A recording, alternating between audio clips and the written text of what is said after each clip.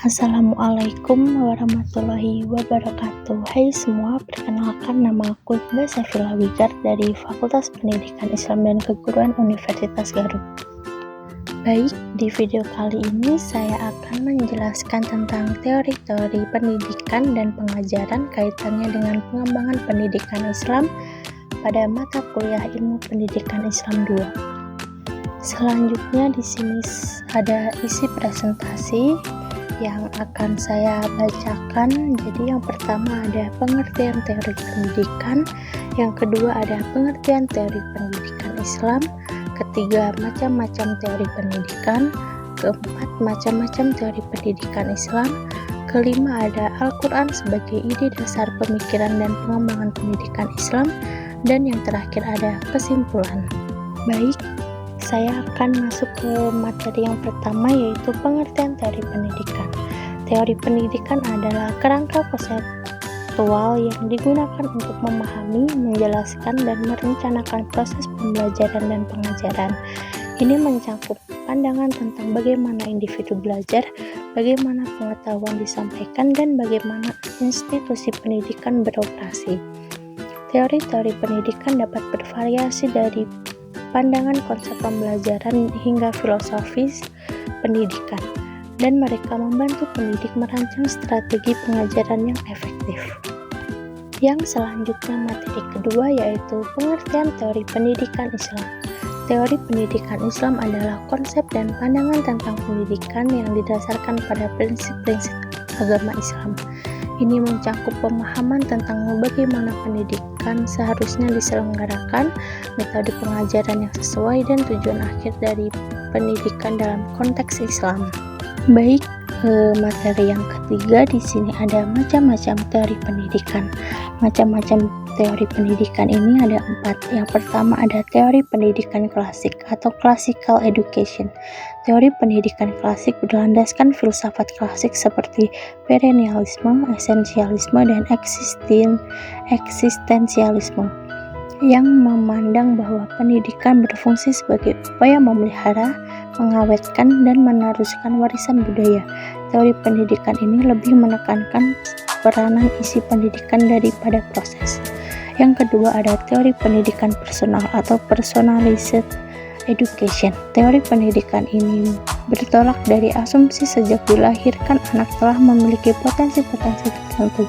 Pendidikan harus dapat mengembangkan potensi-potensi yang dimiliki peserta didik dengan bertolak dari kebutuhan dan minat peserta didik. Dalam hal ini, peserta didik menjadi pelaku utama pendidikan, sedangkan pendidikan hanya menempati posisi kedua yang lebih berperan sebagai pembimbing, pendorong, fasilitator, dan pelayanan peserta didik. Yang ketiga ada teknologi pendidikan. Teknologi pendidikan yaitu konsep pendidikan yang mempunyai persamaan dengan pendidikan klasik tentang peranan pendidikan dalam menyampaikan informasi. Namun di antara keduanya ada yang berbeda. Dalam teknologi pendidikan yang lebih diutamakan adalah pembentukan dan penguasaan kompetensi atau kemampuan-kemampuan praktis, bukan pengawetan dan pemeliharaan budaya alam. Dan yang terakhir atau yang keempat ada teori pendidikan interaksional. Pendidikan interaksional yaitu konsep pendidikan yang bertitik tolak dari pemikiran manusia sebagai makhluk sosial yang senantiasa berinteraksi dan bekerja sama dengan manusia lain. Pendidikan sebagai salah satu bentuk kehidupan juga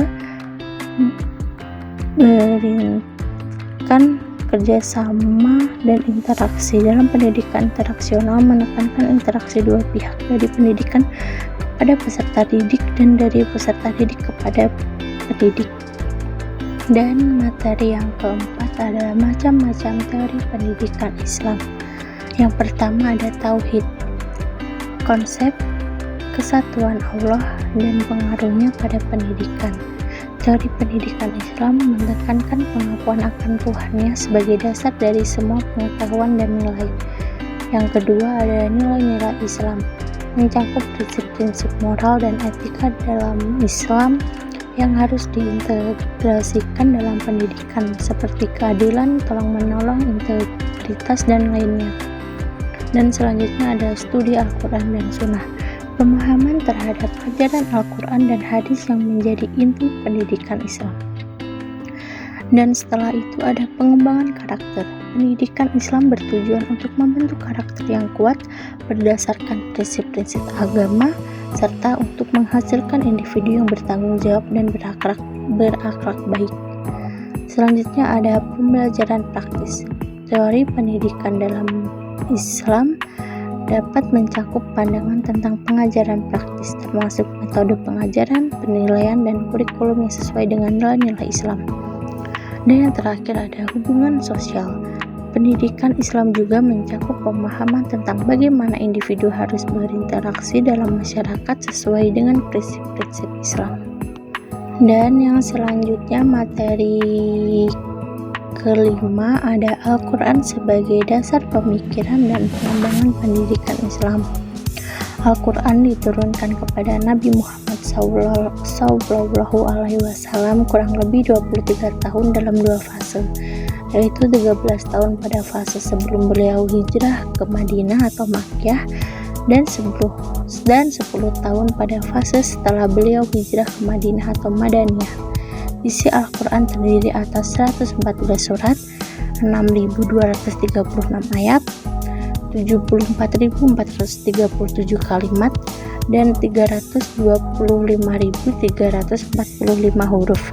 Proporsi masing-masing fase tersebut adalah 86 surat untuk ayat-ayat Makkiyah dan 28 surat untuk ayat-ayat Madaniyah.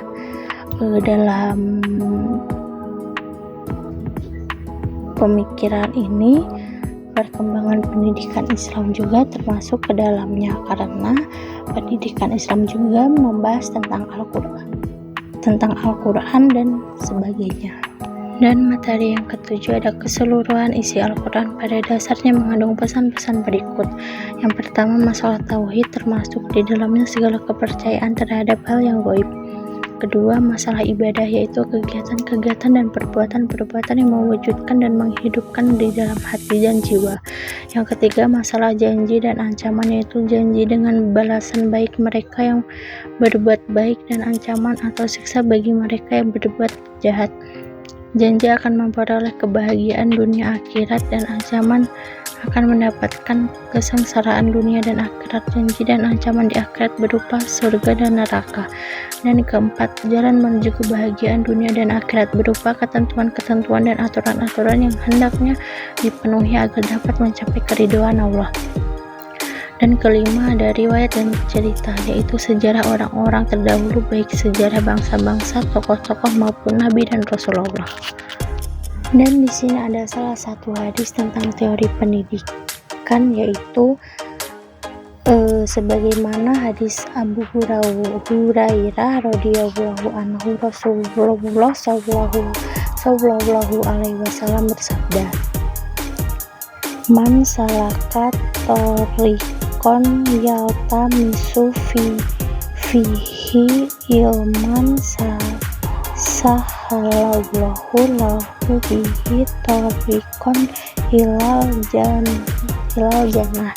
Yang artinya, barang siapa menelusuri jalan untuk mencari ilmu padanya, Allah akan mempermudah baginya jalan menuju surga. Hadis riwayat Muslim.